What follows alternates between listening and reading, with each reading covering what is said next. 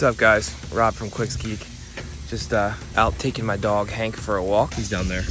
Wanted to make a quick video because we keep getting a lot of questions about people from the channel asking about if they need to be Google Ads certified to run Google Ads. And the simple answer is no.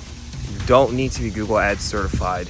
You should want to be, because it just adds credibility to a super uncredible space. But no, you don't have to be Google Ads certified, even though I highly recommend you do, because it's easy to do and it takes, you can get Google Ads certified in a couple hours.